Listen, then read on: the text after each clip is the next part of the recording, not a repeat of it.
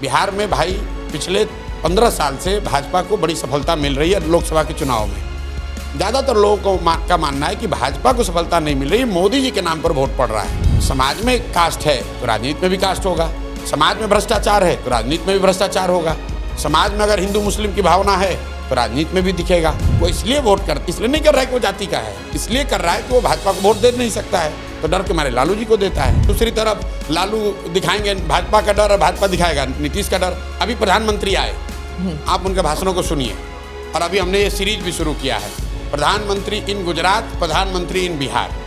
प्रधानमंत्री कच्छ गए, उन्होंने कहा कि भाई कच्छ में, मेरे कच्छ में, उनके शब्द हैं, मेरे कच्छ में दुनिया का सबसे बड़ा सौर ऊर्जा पार्क बन रहा है। प्रधानमंत्री आए मधुबनी, उन्होंने कहा बिहारियों को, 9 करोड़ बिहारियों को 4 किलो अनाज देने की गारंटी है, ये मोदी की गारंटी है। दूसरी तरफ लालू दिखाएंगे भाजपा का डर और भाजपा दिखाएगा नीतीश का डर। अभी प्रधानमंत्री आए, आप उनके भाषणों को सुनिए। और अभी हमने ये सीरीज भी शुरू किया है, प्रधानमंत्री इन गुजरात, प्रधानमंत्री इन बिहार। प्रधानमंत्री कच्छ गए, तो उन्होंने कहा कि भाई कच्छ में, मेरे कच्छ में, उनके शब्द हैं, मेरे कच्छ में दुनिया का सबसे बड़ा सौर ऊर्जा पार्क बन रहा है। प्रधानमंत्री आए मधुबनी, उन्होंने कहा बिहारियों को, 9 करोड़ बिहारियों को 4 किलो अनाज देने की गारंटी है, ये मोदी की गारंटी है। भाई 4 किलो अनाज तो पूरे देश में बांटा जा रहा है। मोदी जी का एक भाषण हमको दिखाइए आप गुजरात में जहां उन्होंने ये बात कही हो कि हम 4 किलो अनाज दे रहे हैं। तो भाई जब आप गुजरात में जाते हैं तो आप बात कर रहे हैं गिफ्ट सिटी का, आप बात कर रहे हैं सोलर पार्क का, आप बात कर रहे हैं इन्वेस्टमेंट समिट का, आप बात कर रहे हैं कि गुजरात जब 75 साल का होगा तो वो कैसा दिखेगा। और जब आप बिहार में आते हैं तो आप कहते हैं हम आपको 4 किलो अनाज दे रहे हैं, हमने अयोध्या में मंदिर बना दी, हमने पाकिस्तान को 4 टुकड़ों में बांट दिया। अरे भाई बिहार को भी तो बताओ। मोदी जी आए अभी मधुबनी में, उनके मुंह से निकल गया या उनके लिखने वालों ने गलती कर दी। उन्होंने कहा कि सहरसा से, अपने हिसाब से बहुत बड़ी घोषणा की है, सहरसा से आधुनिक वंदे भारत ट्रेन चलेगी जिससे श्रमिक परिवार के लोग आसानी से यहाँ से बॉम्बे और सौराष्ट्र में जाकर मजदूरी कर पाए, उनको जाने में सुविधा होगी। अब बताइए ये कितनी गलत बात है कि मोदी जी ये कह रहे हैं कि बिहार के बच्चों को मजदूर बनकर सौराष्ट्र और मुंबई में काम करने के लिए एक और बढ़िया ट्रेन खोला जाएगा।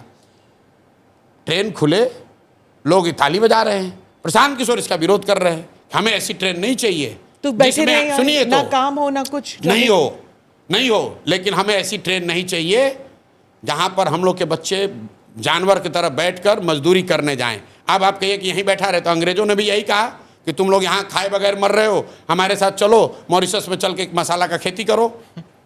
तो क्या वो हम लोग का भला कर रहे थे?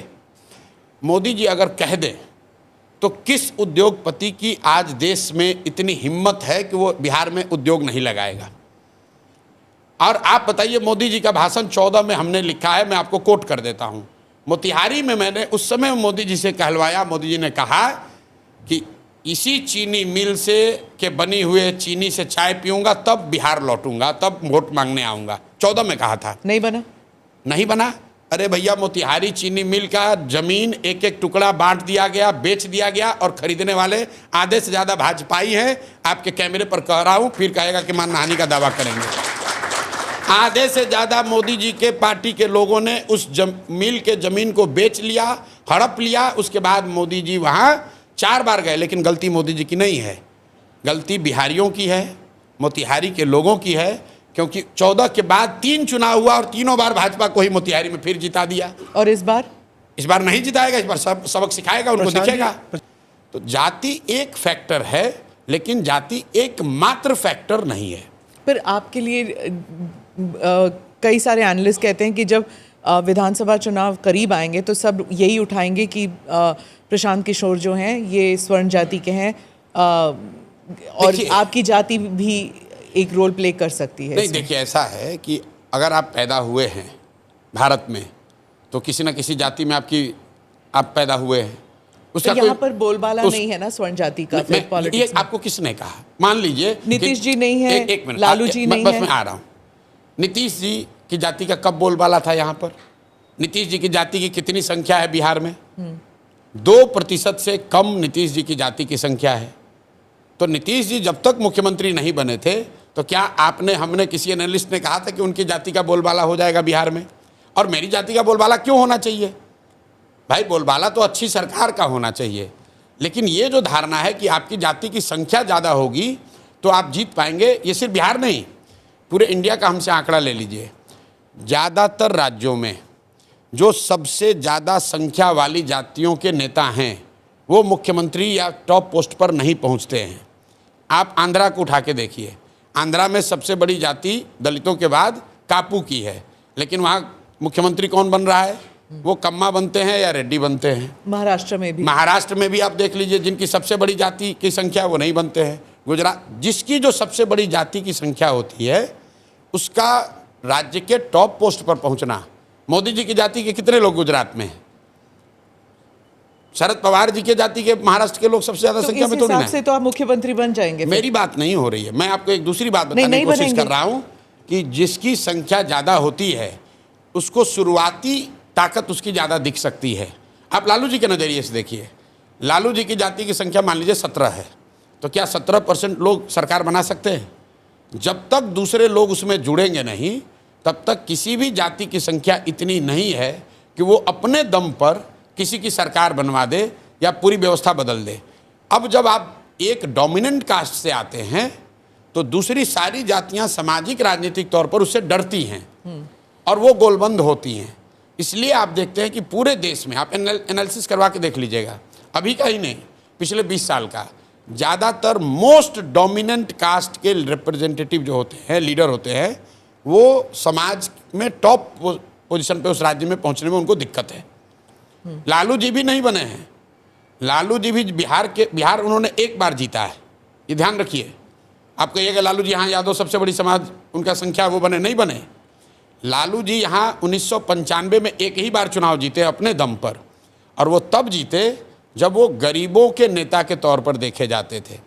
उसके बाद जब वो पिछड़ों के नेता हुए, तो जब वो गरीबों के नेता थे तो लालू जी की पार्टी 54 में 53 MP जीत कर आई थी, तब बिहार झारखंड साथ में था। तो आप जब लालू जी पिछड़ों के नेता बन गए तो उनकी MP की संख्या घट के 20-25 हो गई। जब वो यादवों के नेता हो गए तो घट के 10-12 आ गए। अब वो RJD के यादव के नेता हैं तो उनकी संख्या 2-4-5 है।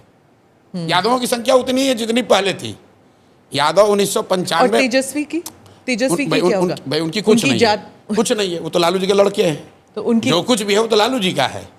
मैं आपको लालू जी की जर्नी बता रहा हूँ। तो मैं आपको अभी भी तेजस्वी जो है वो लालू जी के बिल्कुल। अच्छा आप बताइए, अगर लालू जी का नाम न हो तो उनकी क्या पहचान है आपके लिए? हमारी बात छोड़ दीजिए, यूथ लीडर नहीं भाई आप बताइए, अगर आपके नजर में है तो। नहीं, आप प्रजा के बीच में अच्छा चलिए, आप बहुत होगा तो उनको यूथ लीडर कहिएगा ना। हाँ। बिहार का नेता तो नहीं कहिएगा भाई। तेजस्वी यादव का आपने खुद कहा यूथ लीडर हैं, जैसे बहुत सारे यूथ लीडर हैं यादव समाज के, उनसे बहुत काबिल यूथ लीडर हैं, दूसरे समाज में भी लड़के हैं। लेकिन जिस पायदान पर वो हैं अभी, वो इसलिए नहीं है कि उन्होंने कुछ अचीव किया है, वो इसलिए है क्योंकि वो लालू जी के लड़के हैं। आप पदयात्रा में निकले, कन्हैया भी पदयात्रा कर रहे हैं क्या? कौन पदयात्रा कर रहा है? कन्हैया नहीं, अभी हमने तो सुना नहीं कोई पदयात्रा। मार्च में नहीं, बीच में कुछ यात्रा कर रहे थे कन्हैया जी, लेकिन वो उतने समय के लिए था कि RJD पे थोड़ा दबाव बनाया जाए कि 2-4 सीट बढ़ जाए। फिर RJD वालों ने ऑब्जेक्ट किया कि अरे तुम यहाँ पर आके राजनीति करोगे, तो उसको भगा लिया कांग्रेस वालों ने। देखिए राहुल गांधी भी यात्रा कर रहे हैं। कहाँ कर रहे हैं यात्रा? आए तो राहुल जी आते जाते हैं। हाँ। राहुल जी यात्रा नहीं करते हैं। यात्रा बिहार में, मैंने तो अभी कल परसों कहा है कि राहुल गांधी बिहार के किसी गांव में एक रात अगर रहे हों पूरे जीवन में तो हमको बता दें। एक रात पूरे जीवन में राहुल गांधी एक रात अगर किसी बिहार के गांव में रह के दिखा दें तो हम मान लेंगे। अरे भाई, तुम दिल्ली में बैठ के बिहारियों के नाम पर हंसते हो और यहाँ पर आके बैठ के ज्ञान दे रहे हो। राहुल गांधी के पार्टी कहाँ हंसते हो? क्या किया उन्होंने? कहा सुनिए, दिल्ली में अभी उनके तेलंगाना में उनके चीफ मिनिस्टर है रेवंत रेड्डी। अभी नया चीफ मिनिस्टर बने हैं, 2-2.5 साल हुआ है। उससे पहले TDP में था, उससे पहले RSS में था, भाजपा में। मुख्यमंत्री बनने के बाद उसने आधिकारिक तौर पर एक बयान दिया एक इंटरव्यू में कि बिहारियों का DNA है मजदूरी करना, बिहार के लोग पैदा ही हुए हैं मजदूरी करने के लिए। अब उन्होंने ऐसा क्यों कहा? क्योंकि वो जितने उनके राइवल केसीआर के एडवाइज़र या ऑफिसर थे वो सब बिहार के बैकग्राउंड के थे। तो वो ये कह रहा था कि तेलंगाना की हालत इसलिए ख़राब है कि सब बिहारी चला रहा है, और उसको जस्टिफाई करने के लिए एक लाइन और कह दिया कि बिहारियों का तो डीएनए मजदूरी करना है, इस सबको ब्यूरोक्रेट बना के रखा है केसीआर ने। आप मुझे बताइए, राहुल गांधी बिहार में आ रहे हैं, आज कांग्रेसी भी आएंगे, उनसे ज़रा पूछिएगा कि भाई तेलंगाना में रेवंत रेड्डी पर ने ये कहा है कि नहीं, और अगर कहा है तो आप लोगों ने उस पर क्या सवाल जवाब किया। आप बिहारियों को कहते हो कि तुम पैदा हुए हो मजदूरी करने के लिए और बिहार में आकर बड़ा बड़ा ज्ञान दोगे। भाई मोदी जी से पूछा जा रहा है कि 1,25,000 करोड़ रुपया का जो घोषणा आप हाथ उठा के किए थे वो पैसा कहाँ गया, तो राहुल गांधी से भी पूछिए, लोग भूल गए हैं। इसी गांधी मैदान में राजीव गांधी ने 1989 में, ध्यान रखिए 1989 में Rajiv Gandhi as a prime minister 50,000 crore की घोषणा 1989 में, जो कि 1,25,000 करोड़ से भी ज़्यादा थी, इसी गांधी मैदान से उन्होंने कहा था कि मैं बिहार को डेवलपमेंटल हब बनाऊंगा, इसको मैं अपना डेवलपमेंट का एक्सपेरिमेंटल हब बनाऊंगा, और 50,000 करोड़ रुपए की घोषणा उन्होंने गांधी मैदान से की थी। वो पैसा कहाँ गया? अडवाणी जी ने उसके भी बाद कहा वो था कह ना, जब सकते हैं, विभाजन हुआ था, उसके बाद वो कह सकते हैं कि भैया हम चुनाव हार गए। तो उसके बाद यूपीए की 10 साल सरकार रही, नरसिम्हा राव 5 साल मुख्यमंत्री रहे, प्रधानमंत्री रहे, 15 साल कांग्रेस की केंद्र में सरकार रही है। बिहार के लिए क्या किए हो बताओ? और अगर गाली नहीं दे रहे हो बिहारियों को, तो राहुल गांधी का तो रेवंत रेड्डी लाडले मुख्यमंत्री हैं। काहे कहा कि बिहार का आदमी मजदूरी करने के लिए पैदा हुआ है, और राहुल गांधी उस पर बयान नहीं देंगे। भाई सिखों के साथ जाति हुई तो कांग्रेसियों ने माफ़ी मांगी ना कि भाई हम माफ़ी मांगते हैं, तो बिहारियों से माफ़ी मांगिए, तब आके बिहार में कीजिए कैंपेन। और अगर बिहारी सिर्फ मजदूरी करने के लिए पैदा हुए हैं तो तुम काहे आ रहे हो वोट मांगने? तेलंगाना में ही वोट मांग के काम चला लो, बिहार में काहे आके घूम रहे हो भाई? बिहार में क्यों घूम रहे हो? कांग्रेस का कितना रहेगा इस बार आपके हिसाब से, कितने सीट आएंगे? जितना लालू जी भीख में देंगे उतना रहेगा।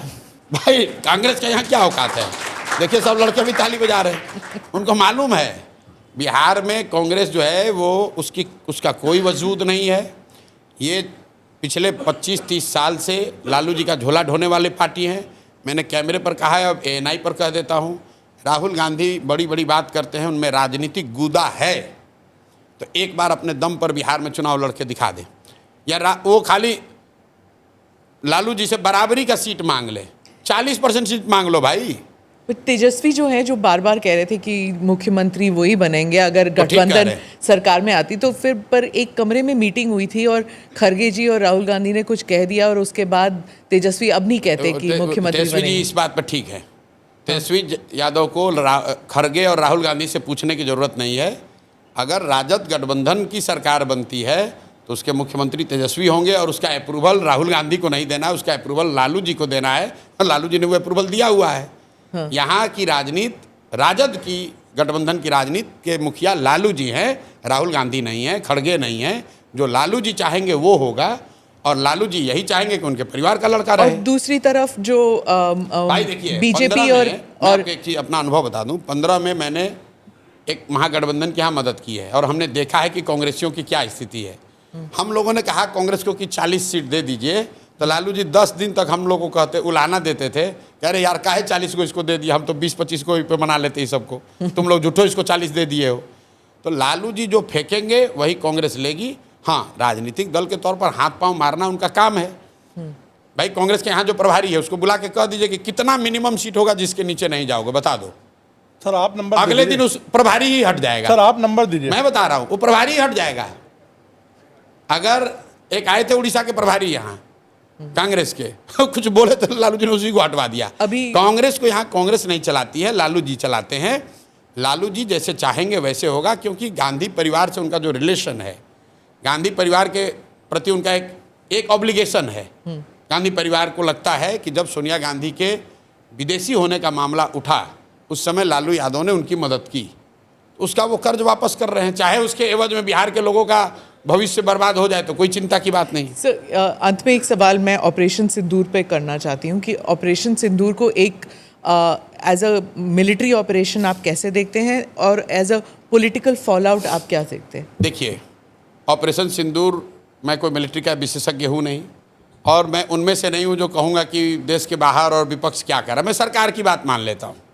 सरकार ने कहा, हम लोग के विदेश मंत्री ने कहा, जयशंकर जी पढ़े लिखे समझदार बहुत सुलझे हुए व्यक्ति हैं, जयशंकर जी ने ये कहा ऑपरेशन सिंदूर के हवाले से, शायद आप लोग के ही इंटरव्यू में, कि जो सीज़ फायर हुआ वो पाकिस्तान की पहल पर हुआ।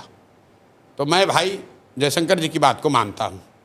तो अगर पाकिस्तान के पहल पर सीज़ फायर हुआ, इसका मतलब कि पाकिस्तान दबाव में था, पाकिस्तान की हालत ख़राब थी। जो हारता है वही तो सीज़ फायर के लिए हाथ जोड़ कर आएगा।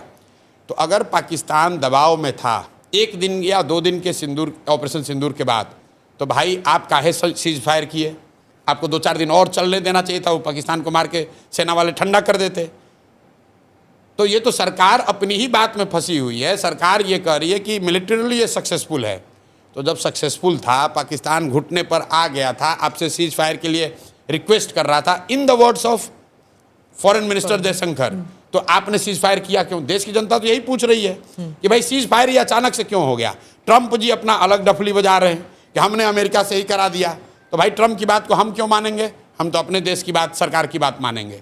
हमारे देश की सरकार कह रही है कि पाकिस्तान के रिक्वेस्ट पर सीज फायर किया गया। तो देश के नागरिक होने के नाते हम लोग पूछ रहे हैं कि भाई इतने दिन के बाद मौका मिला था, आपने ऑपरेशन सिंदूर शुरू किया, देश भर के लोग आपके साथ खड़े हुए, और पाकिस्तान की हालत ये हो गई कि एक ही दिन में सीज फायर के लिए वो घुटने पर आ गए थे, तो 2-4 दिन और चलने देते। सर, ऑब्जेक्टिव और अगर क्या ऑब्जेक्टिव था जो पूरा हो गया? कि अच्छा, मीडिया में तो ये चला कि इस्लामाबाद लेना ऑब्जेक्टिव है। नहीं, वो तो खैर मीडिया में तो ये चला कि बलूचिस्तान को स्वतंत्र कराना ऑब्जेक्टिव है। मीडिया में तो ये चला कि जैसे इंदिरा जी ने, सुनिए ना भाई, हम कैसे बोल रहे हैं? मैं बोल रहा हूं भाई, लोगों ने ये कहा, सुनिए, अमित शाह जी ने कहा है पार्लियामेंट में कि हम लोग वो लोग हैं जो देश के लिए जीने मरने वाले हैं, पाकिस्तान ऑक्यूपाइड कश्मीर को लेना हमारा लक्ष्य है। तो अगर पीओके लेना लक्ष्य था और पाकिस्तान घुटने पर आ गया था, तो काहे सीज फायर किए? अगर बलूचिस्तान को आज़ादी दिलानी थी, पाकिस्तान घुटने पर था, तो क्यों समझौता किए? आप ही बता दो भाई कि अगर पाकिस्तान डर गया था या घुटने पर था, तो क्यों समझौता किए? और अगर नहीं था, तो फिर आप जो बता रहे हो वो गलत है। दोनों बात तो सही नहीं हो सकती है। और ये बात सिर्फ जो जयशंकर जी ने कहा है उसी पर कह रहा हूँ। ट्रंप साहब तो कह ही रहे कि हम इंडिया को डरवा, इंडिया पाकिस्तान को दोनों को बुला के डांटे और इन लोगों में समझौता करा दिए। हम ट्रंप की बात पर नहीं जा रहे हैं, हम जयशंकर की बात कह रहे हैं। एंड तो कहीं होता है ना, क्या एंड? तो भाई वही एंड, मतलब लोग तो ये पूछ रहे हैं कि भाई आपने सायरन बजवाया, प्रैक्टिस करवाया, तो हम लोग तो तैयार थे 2-4-5 दिन के लिए। एक ही दिन में काहे सीज फायर कर दिए? 2-4 दिन और चलने देते, पीओके ले लेते हम लोग, तब आप कर लेते। बालूचिस्तान अलग हो जाता, तब हम लोग कर लेते। अगर पीओके ले इंदिरा लेते जी ने समझौता कर लिया, तो भाई कम से कम बांग्लादेश को अलग करा दिया ना, तो कुछ तो आप कर लेते। जो टेरर इंफ्रास्ट्रक्चर है वो तो ध्वस्त हुआ ना, ध्वस्त हो गया। विजुअल तो है, चले भाई रिकॉर्ड कर लो। विजुअल तो है। आप सरकार की ओर ना विजुअल तो ठीक ही है। आप ये कह सकते हैं कि टेरर इंफ्रास्ट्रक्चर पाकिस्तान का ध्वस्त हो गया, कुछ डैमेज हुआ। तो सर, लोग ये चाह रहे हैं कि जब मौका मिल गया था तो पूरा ही साफ कर देते। तो समतल थोड़ी ना कर सकते। एक मुल्क एक न्यूक्लियर, अच्छा, तो उसके डर से रुक गए? कहीं तो रोकना पड़ेगा ना। तो ये पहले बता देते कि भाई हम शुरू करेंगे, लेकिन न्यूक्लियर के डर से फिर रुक जाएंगे, तो पहले ही बता देते देश को भाई। अरे भाई, आप ये बता दो कि चाहते क्या थे। मैं ये समझता था कि आपका उद्देश्य ये है कि टेरर इंफ्रास्ट्रक्चर पूरी तरीके से ध्वस्त कर दिया जाएगा। वो कोई नहीं कह सकता है कि हो गया है, कुछ टेरर इंफ्रास्ट्रक्चर को नुकसान हुआ होगा। दूसरा उद्देश्य अगर ये था कि आप पीओके को स्वतंत्र करा देते, वो तो हुआ नहीं। आप बलूचिस्तान के लोग वहाँ शुरू हो गए जोश में आके कि हम लोग तो अलग कराएंगे, अब इंडिया मदद करने वाला है, तब तक हम ही लोग भाग लिए। ये तो मीडिया कह रहा था ना, सरकार ने तो कभी नहीं कहा कि बलूचिस्तान को आज़ादी देना एक लक्ष्य था भारत का। ये तो कभी कहा नहीं। वो तो जैसे इंदिरा जी के भी टाइम में उन्होंने ये थोड़ी ना कहा शुरू में होगा कि हम बांग्लादेश को स्वतंत्र कराना हमारा लक्ष्य है। ये तो बीजेपी के स्वयंभू नेताओं ने कहा कि अरे आपने इंदिरा जी को क्या देखा, हम तो पाकिस्तान को 4 टुकड़ा में कर देंगे, हम बलूचिस्तान बना देंगे, हम पीओके ले लेंगे। तो भाई कर लेना था। फिर आप कह रहे अरे भाई वो तो न्यूक्लियर स्टेट है। तो भाई न्यूक्लियर स्टेट वो एक ऑपरेशन सिंदूर होने के बाद थोड़ी ना बना, वो तो पहले से भी था। वो तो असेसमेंट मोदी जी जैसे विद्वान लोगों ने किया ही होगा पहले से। तो भाई काहे लड़ाई शुरू किए? और किए तो पूरा करना चाहिए। देश की जनता ने तो नहीं कहा कि हम लोग न्यूक्लियर वाले से डर रहे हैं। भाई देश की जनता तो, आपने जब सायरन बजवाया तो हम लोग अंधेरे में निकले, सब जाके प्रैक्टिस कर लिया कि भाई चलो अब न्यूक्लियर गिरे या बम गिरे हम लोग तैयार हैं। तो काहे भागे आप मैदान छोड़ के? इसका नुकसान है। मैं आपको ऑन सीरियस नोट, बीजेपी को अगर आप मुझे एज एनालिस्ट पूछेंगे तो चुनावी नुकसान होगा। जिस मैनर में ऑपरेशन सिंदूर को जिस मैनर में रोका गया और खासकर ट्रंप के ट्वीट के बाद मैं अपना अनुभव आपको बता रहा हूँ। मुझे किसी ने अमेरिका से भेजा उस समय कि ट्रंप ने ट्वीट किया है कि सीज फायर हो गया, तो मैंने कहा यार फोटोशॉप होगा, ये ऐसा कैसे हो सकता है, ये विश्वास नहीं कर सकते हो आप। स्पीच था उनका। हाँ नहीं, ट्वीट पहले, सबसे पहले ट्वीट आया था। तो मुझे ऐसा लगा, मुझे खुद लगा कि अरे यार ये तो हो ही नहीं सकता है। तो मतलब देश की जनता को ये लगा कि यार इतना बड़ा जब हम लोग तैयार, मेंटली प्रिपेयर हो ही गए थे, तो 1-2 दिन 4 दिन एक उसको लॉजिकल कंक्लूजन तक ले जाना था। नहीं ले गया, चलिए उनका डिसीजन है, लेकिन नहीं हुआ, मतलब पॉलिटिकल वो खुद भी कह रहे हैं कि नहीं हुआ है। उसके बाद आप मोदी जी का बयान सुनिए, डैमेज कंट्रोल करने के लिए वो क्या कह रहे हैं कि ऑपरेशन सिंदूर जारी है, उसका फॉर्म बदल गया है। वो भी नहीं कह सकते हैं कि रोक दिया है, क्योंकि उनको भी मालूम है कि देश की जनता ये नहीं चाहती थी कि रुके। जिस तरीके से सीज फायर हुआ उससे बीजेपी को पॉलिटिकल नुकसान होगा। Thank you very much Prashant ji कि आप आए, एंड आपको शुभकामनाएं। मेरे सवाल आप जो यहाँ लोग आए उनसे पूछिएगा जरूर कि 26 लाख करोड़ का पलायन हुआ है, सीडी रेशियो का मतलब क्या होता है। ठीक है, यहाँ जो लोग मुख्यमंत्री बनने का दावा कर रहे हैं। धन्यवाद, थैंक यू।